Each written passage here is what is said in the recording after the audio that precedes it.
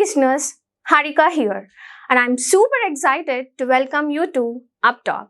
If you're ready to learn and get your hands work wonders in the world of information technology, then you're in the right place.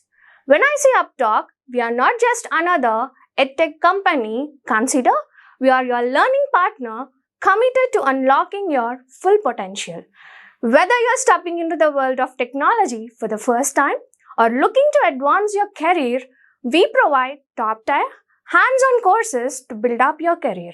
Let's take our first step towards learning here and explore it. Now we have to create a data foundation layer. This data foundation consists of a scheme of relevant tables and joins from one or more relational database that are used as a basis for one or more business layers. As I told you already, data foundation is like a scheme of tables and the required joins. It can be a single source or it can be a multi-source. Single source. These are the sum points which will be useful for reference purpose. What is the difference between single source and multi-source? Single source data foundation support a single connection. Here local or secure connections can be used. Publish use universe based on the data foundation either locally or to a repository. This is about single source. Single source data foundations are recommended for following situations. If you want to work exclusively with the database specific SQL syntax, if you want to publish the universe locally or work outside of repository, single source is recommended. It is like if the data is coming from multiple databases, we definitely need to go for multiple source. If the data is coming from only single database, we can use this single source.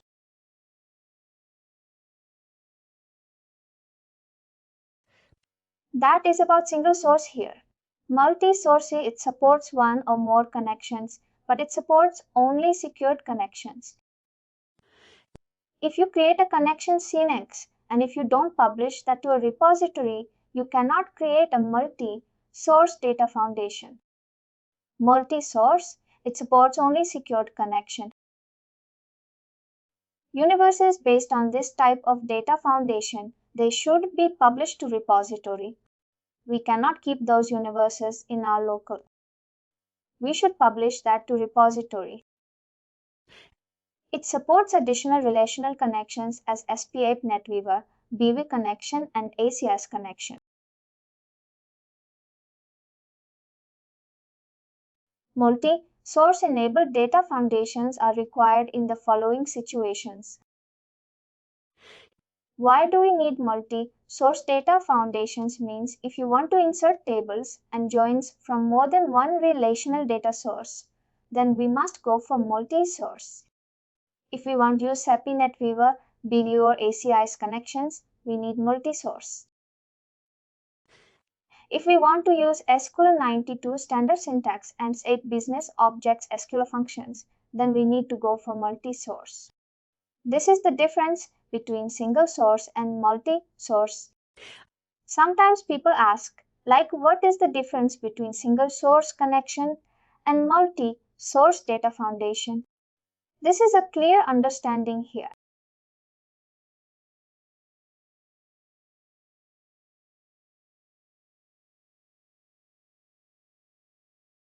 These are the steps that we follow to create a data foundation. First, we will say, click under the project and create a new data foundation. It will ask for our resource name. We will define connection name and connection description. What is the resource name that we want? After that, it will ask which type of data foundation you want to create. Is it a single source or multi-source? Here also it mentioned if you are going for single connections, database specific SQL syntax universes to be published locally or on secure server, single source is recommended.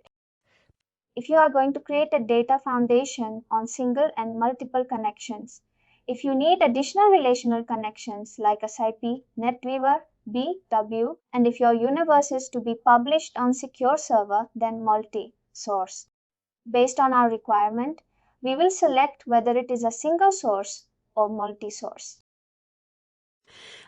After that, it will ask for the system details like username and password to connect to the data foundation. Here the system username, password authentication. Authentication, we mostly use enterprise. There is also some other authentications like Windows A, D or SAP. Authentication will be there. Once we create our data foundation, once we define them, it will ask if we have multiple connections created. Then it will ask under which connection you want to use the data foundation. If you have multiple, it will ask for this, like select the connections to add to the data foundation. Which connection you want to add to the data foundation, we can select the secure connections here. And then we will define a short name. It is not required, it is not mandatory. We will put some name and color. These are not mandatory steps.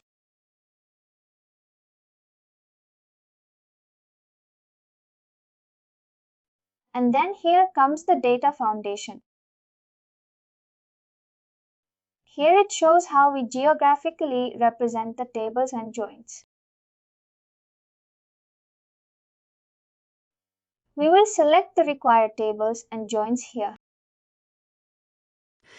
Here it will come like, if you see here in the universe also we will see options like connection. If you click on connection, it will go to the connections. What are all their data foundation? It will go to the data foundation layer, Ali Assassin context. It will come in the next slides like what is Ali Assassin, what is context. Parameters and list of values which we have already covered. Like a list of values is like a file which stores the list of values to use for any object for filtering purpose. This is the properties. Here comes the data foundation. Look how it looks in IDT. Here's some country table. These are not visible properly, but these are required table names. And if you see, here each table is joined with other table with the line. Here we will mention on which basis it is getting joined. Mostly we will use the primary ID of each table, like here. Country ID and the same country ID should be matched here. That kind of joins will be there. In the data foundation, we will insert the tables and we will propose joins and we will set on which column we are joining and what type of join we are doing. Whether joins. Also, there are types of joins available like inner join, left join, join. I think I also need to explain the types of joins and what is it means. I'll let you know that also.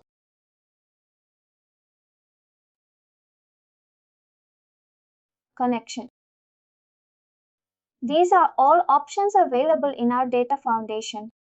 Insert menu will be there. If you click on insert, it will ask you want to insert a table or you want to insert a derived table. Derived table is like we will write some formulas to if we need some columns from like one column from one table and other column from other table. And if you need to combine those two columns to write some formula, then we will create our derived table there and we will use that derived table in our schema. Insert alias. Alias is like a duplicate of a table with the other name that it treats like different table, but the columns and all, everything will be the same. If you see here, create alias from existing table. Whatever it stores, whatever the columns, everything will be same, but with the different name. We will use it for our design purpose in some situations to avoid loops and context. We will create alias. And these are the things that we can insert in the data foundation table, derived table alias. We can insert a join that is joined between tables. Insert view. We can also insert a subset of master view, and we can insert comments also. We also have a detect menu in our data foundation. It will by default automatically detects something like if we are not sure of join, which join to put. If we put detect join, the tool will suggest us about by giving some joins. But it is always recommended to go as per our requirement.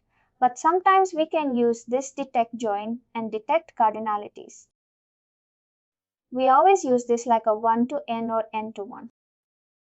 The tool automatically detects it. Detect row count, detect key. If you are not sure of what is the primary key and foreign key of some tables, if we click on detect key, it will suggest us and refresh structure. If refresh structure is like if you are adding one table to the already existing universe in a data foundation, we will click on refresh structure that it will get updated in the universe. Alias. This is also like a if loop is there in data foundation, it will detect alias if any required. If lookup form like a closed loop, table A joined with table B and table B joined with table C and table C joined with table A.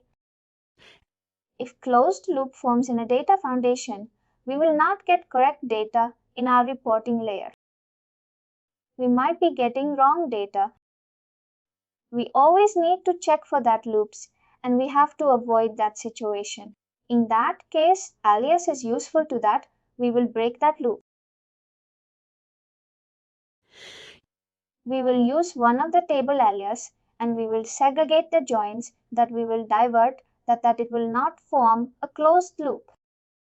In that purpose, the alias will be useful.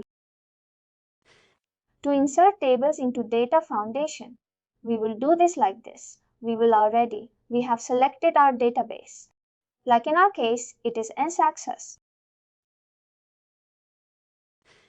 Once we go to the data foundation, as we already connected, if we click on Insert Tables, we will have this plus symbol in our universe.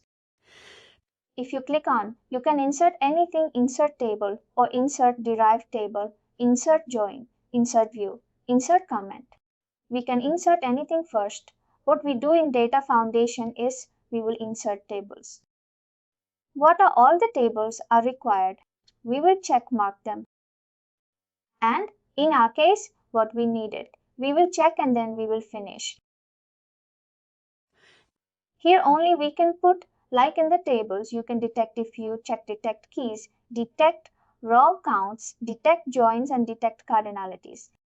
Everything will come automatically by tool.